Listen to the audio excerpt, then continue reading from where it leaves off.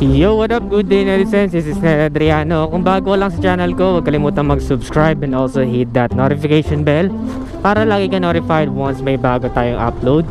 For today's vlog, pag-uusapan natin yung mga bagay na dapat nyo malaman para maiwasan natin yung aksidente tuwing tag-ulan. Without further ado, let's get right to it.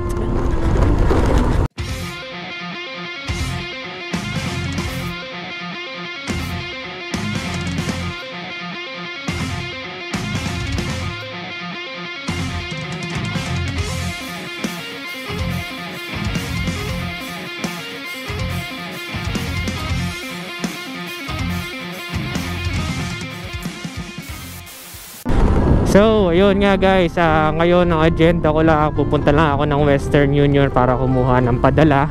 Nakuha ko na yung YouTube sweldo ko nung 21, kaya ngayon iba to, parang prize to ng mama ko sa church kasi anniversary ng church. So nagkaroon ng laro, kunin ko ngayon sa Western Union yung prize. Anyways, ayun nga, kung matagal ka na nagmumotor at lalo na kung baguhan ka pa lang nagmumotor, dapat mong panoorin ito. Hindi ko na chinempo na umuulan dahil nagmamadali na rin ako. Patapos na ang buwan, kailangan na ma-hit ang quota sa YouTube para makasweldo next month. So ayun, ito yung mga bagay na dapat nyo malaman o hindi alam nung iba na baguhan pa lang, o kung matagal ka na nagmumotor, pwede ka mag-comment sa baba para matulungan mo ang isa't isa. Alright, so unang-una is yung patak ng ulan. Kapag umuulan tapos nagmumotor ka, most of the time is sumasalungat tayo dun sa direksyon ng patak ng ulan. Kaya ang tendency is napakasakit nun sa balat. Kung may exposed na skin sa iyong katawan habang nagdadrive pag umuulan, is masakit yun. Parang mga kagat ng bubuyog na di mo maintindihan, parang bala ng pellet yan na tumapatak sa exposed mo na skin. Lalo kung yung helmet mo is nakabukas, nako, ang sakit sa mukha nun. At pag tumama yun sa mata mo, di ba, ang napakasakit nun. So ang may re-recommend ko kapag umuulan, huwag tayong mag-expose ng skin, no? Dapat yung jacket ninyo is talagang natatakloban lahat. Naka ano din kayo, naka pantalon at naka sapatos. Alright, so dapat walang exposed na skin. Tapos ang ang recommended ko na helmet, especially or specifically visor, is yung clear. Kasi kapag umuulan, medyo mas malabo talaga yung kalsada. Kaya dapat clear yung visor mo. Kung naka-smoke lens ka, smoke visor ka, medyo mahihirapan ka makakita kasi lumalabo talaga yung paligid. Speaking of yung lightings or yung paligid kapag umuulan, mas kita sa ulan yung dilaw na ilaw. Okay, yung mga bulb type na ilaw o kaya naman yung mga pinapa-install ngayon na LED pero dilaw, ayun ang kita sa ulan. Kaya nagtataka kayo bakit yung iba is merong extra na dilaw na ilaw. Mapakotse man yan o motor, mas kita kasi kapag umuulan yung dilaw na ilaw. Hindi ko alam kung anong pinaka scientific explanation nun. Basically sa lightings yun, di ba? Kapag umuulan, tapos yun yung mga water drops, some such things like that. Pero yung puting ilaw, hindi siya masyado halata kapag umuulan, lalo't kapag malakas yung ulan. So mas kapaki-pakinabang yung mga dilaw na ilaw. Kaya yung mga signal lights laging dilaw kasi napaka-importante yung mga hazard, diba? Kapag may fog sa Tagaytay, kapag nagtagaytay kayo tapos mga madaling araw, mga 2 AM, 4 AM ganyan, napakakapal ng fog doon, kaya mga naka-hazard yung tao. And kapag ganon yung zero visibility ang paligid, dapat nakadilaw na ilaw ka para kita mo. Kaya meron pa ring advantage yung mga lumang sasakyan na naka-bulb type. Kapag umuulan, napakalinaw nun sa kalsada. And ayun pa, isa pala, yung kapag naka-clear ka na lens, kapag natamaan nyo ng ilaw tapos may mga patak-patak na ng ulan, may mga raindrops na, yung mga bilog-bilog na raindrops na dun sa sa lens mo, kapag napatakan nyo ng kapag sinagan nyo ng araw, ang sakit sa mata nun. no? Kaya ayun din yung isa, medyo mag-ingat tayo kapag umuulan, kaya dapat dahan-dahan lang ang patakbo. Ngayon, isa sa essentials, dahil nga ngayon June, July yan, mga panahon ng tag-ulan, dapat is lagi tayo may baon na kapote sa motor. May compartment ba yung motor mo? Dapat meron ka. Nung ako is naka-automatic pa na motor, since walang compartment, lagi ako may dalang bag para nandun nakalagay yung kapote.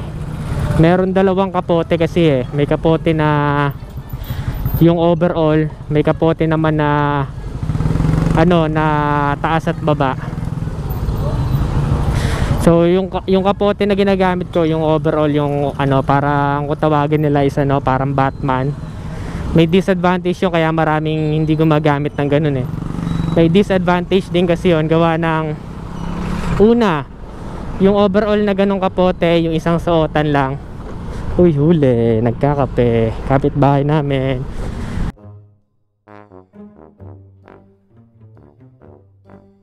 Huli ng enforcer, walang helmet, may angkas pa yata. So una, ang disadvantage nun kapag naka-overall ka, kapag medyo binalisan mo yung pagpapatakbo mo, parang nagiging parachute yun eh. Kasi sumaano sa hangin, sinasalo niya yung hangin. Tapos pangalawa is, kapag ka may kadena yung ano mo, motor mo, minsan hindi mo napapansin nakalaylay yon, tapos sumabit sa kadena, mahahata ka, no? So iikot yon, kakainin ng kadena yon. So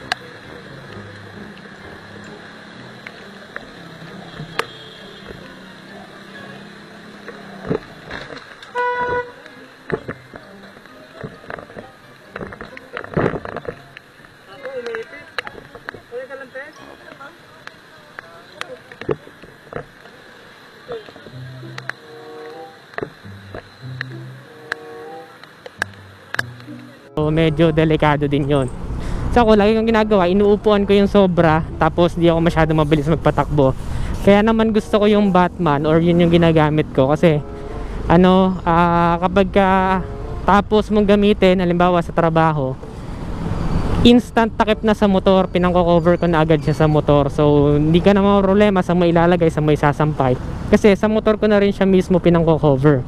So yun yung ano, kasi sa amin dito hindi naman kasi nagkakanakawan ng kapote, ng helmet, kahit iwanan mo lang nakalapag yung helmet mo sa motor, wala na kukuha dito sa amin. Medyo mababait pa mga tao dito sa amin. Siguro kung sa mga urban area, do urban naman na to, ano, hindi siya ganun ka ano, kadelikado sa amin.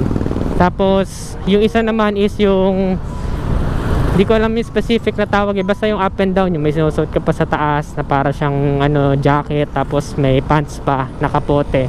Yun naman is mas maganda yung kung malalayo ang biyahe mo, kasi iba may nilalagay pa sa sapatos para hindi ka masyado mabasa yung sapatos mo, kasi nakakairita yun, di ba, pag basa yung medyas mo.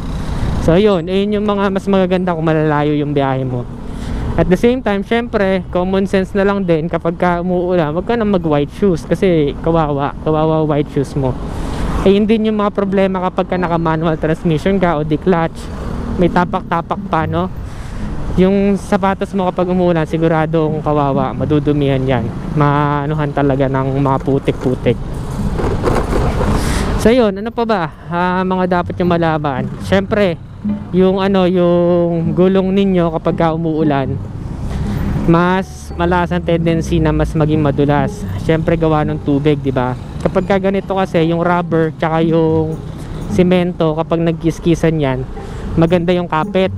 Eh kapag umuulan, may tubig sa gitna, hindi sila nagtatagpo yung surface nila, hindi nagmi-meet totally, kaya mas mataas ang tendency na maging slippery or mas madulas. Kaya dahan-dahan lang ang patakbo kapag umuulan. Yung mga matawag dyan, yung mga ano pa, yung mga pattern sa motor ninyo, ayun yung pinaka-purpose nun eh, para ma-wash away niya yung mga water kapag ka umuulan. May makikita kayo, di ba, parang mga swimming pool na maliliit. Iwasan nyo yun, kasi hindi nyo alam kung gaano kalalim yun. Kasi mga lubak yun eh, ibig sabihin kaya may naipon tubig doon dahil mga lubak yun. Hindi mo alam kung gaano kalalim ba yan lubak na yan. So iwasan nyo yung mga puddles, kung tawagin nyo sa English is puddles. Iwasan nyo yung mga ganon, yung mga lubak-lubak na ganon na may mga parang maliliit na na swimming pool. Iwasan nyo kasi baka mamaya manhole pala yung madaanan ninyo. Kawawa, di ba? So pwede kayong maaksidente sa mga ganon. Dito na ako sa Robinsons.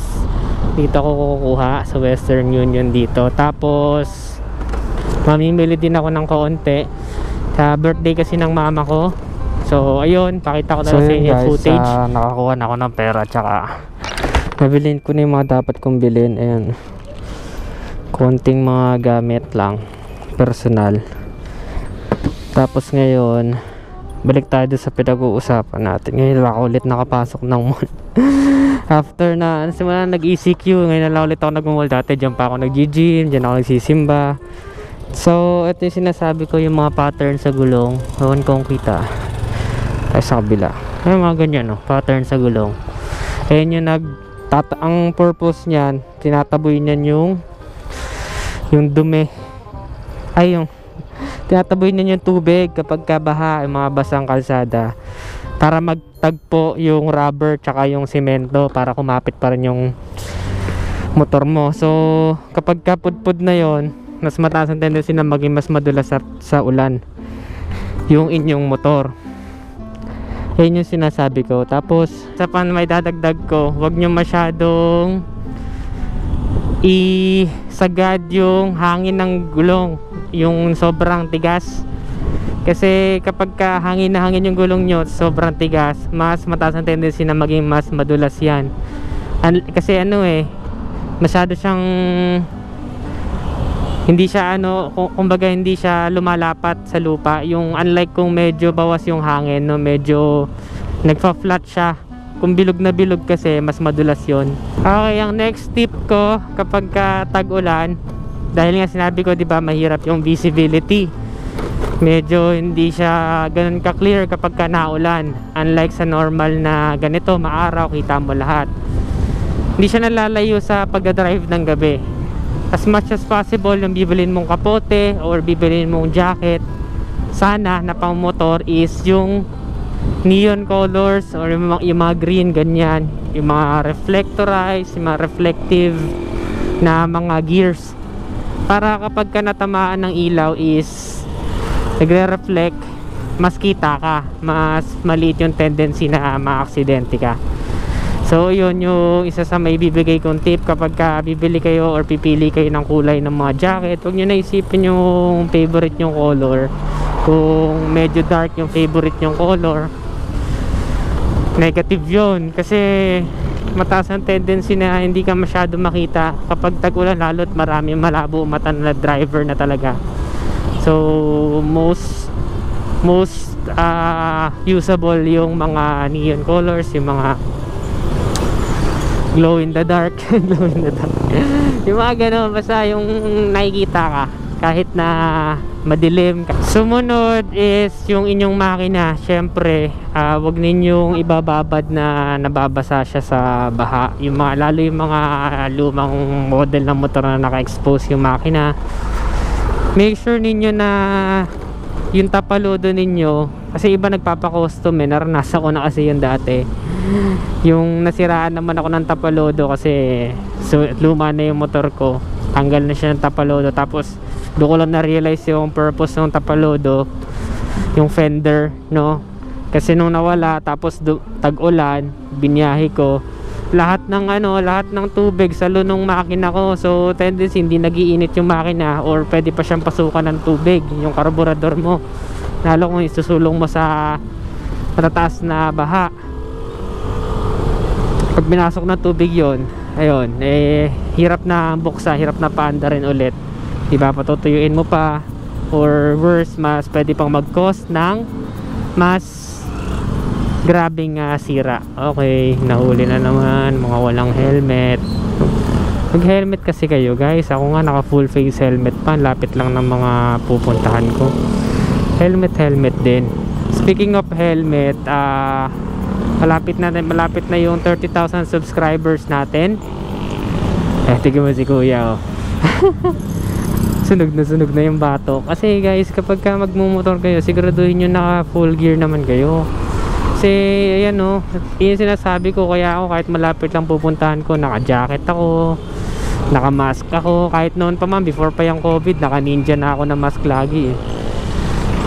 Yun, di ba? Para hindi kayo sunog na sunog sa araw. Akala nyo, init naman niya, magja-jacket ka pa, hassle niya, papawisan ka pa, akala mo lang yun. Pero pag suot mo na, papasalamatan mo sarili mo kasi hindi ka nasusunog sa araw, mga ganyan. So yun, back to the helmet. Yung helmet ko, lapit na mag 30,000 subscribers. Naisip ko nga is sana pamigay na lang sa kalsada, ano, kagaya nung ginawa ko nung last time. Pero syempre kayo pa din ang masusunod. Marami na din kasi nag-suggest na gano'n na lang yung gawin ko. Hindi ko kasi alam kung mabenta ako sa ganong category ng content eh. Pero gano'n talaga yung gusto kong content, yung makatulong. At the same time, may pag-pray ko yung rider na matutulungan ko. Pero kayo muna mag-comment kung anong gusto ninyo na gawin ko doon. Kung mga gusto magpa-shoutout, mag-comment lang din kayo sa ibaba. Yun lang siguro yung may tuturo ko muna, ano. Kapag yung mga baterya ninyo, kagaya sa click, nasa stepboard ng baterya, wag nyo na isulong sa baha. Kung may iba pang kalsada na walang baha, doon na kayo dumaan kahit mapapalayo kayo, para safe. At the same time, kung wala naman choice, kailangan na isulong sa baha, patayin nyo na lang yung makina, tulak nyo na lang para sure kayo. Pero kung malayo-layo pa, pwede nyo naman subukan kung kakayanin ng mga motor ninyo. Kasi ako, kahit anong motor, medyo kinakabahan pa ako kapag lumalagpas na sa stepboard yung tubig. Pero hindi pa naman ako natitirikan, hindi pa naman nasisiraan sa mga ganong klaseng senaryo. Kaya huwag kayo masyado mag-alala, maliban na lang kung laging ganun yung ano nyo. Tapos make sure nyo kung naisulong nyo sa baha is talagang papatayin nyo muna ng husto bago nyo gamitin ulit, no? So yun lang, kung nagustuhan mo, give this video a thumbs up. Make sure to subscribe. Always keep it cool and ride safe always. Bye bye now. Tingin na sa hawak ni Kuya, tingin daw tayo. Game. Tingin na tayo. 1, 2, 3. Happy birthday to you. Happy birthday to you. Happy birthday, happy birthday, happy birthday to you. Yay, blow, blow, blow, blow. Wish. I wish you all the best. Oh, tama na. And happiness and a good love life. Yay! Happy birthday, Mama. 16 years old. 61. 16 lang. Baliktad. Kakain na, yes.